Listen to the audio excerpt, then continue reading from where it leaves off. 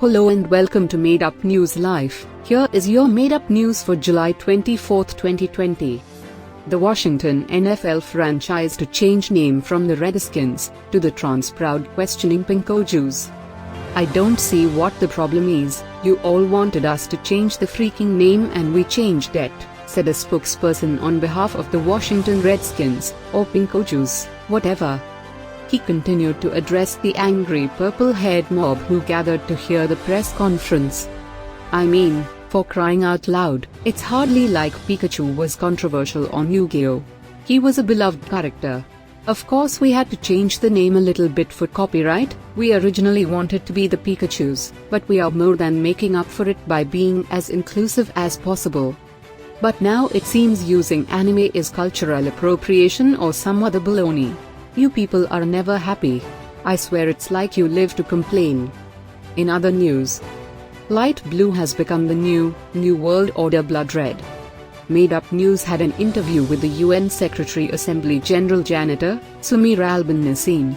Nassim complained, "Gone are the good old glory days of overtly marching into your neighbor's country and taking their stuff. The color of blood and death has let us down. Let's face it, Nazi red is dead, Soviet maroon was doomed, and now that the CCP crimson is dim and you have the red pill.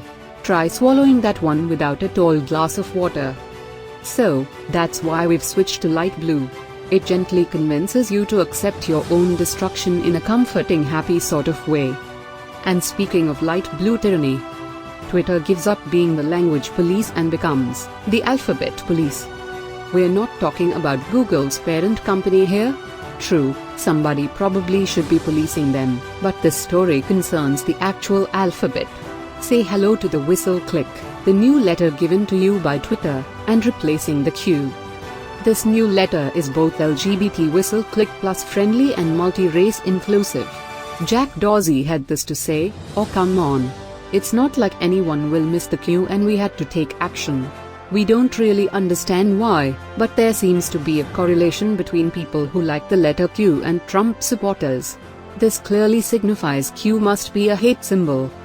Now we cannot prove it, we have no evidence, there is no precedent, and we don't really have any reason to say it. But we know Q is being used as a substitute for the swastika. The whistle click fixes all that. Our first instinct was to go with a hammer and sickle, but it takes too long to write out. For old words, just use a K and W until we can get the new letter coded with existing keypads.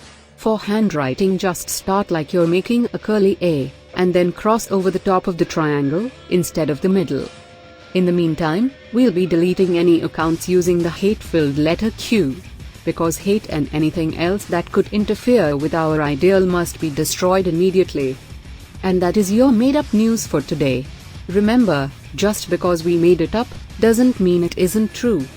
For Made Up News Live, I am Tiffany Brianne Anderson.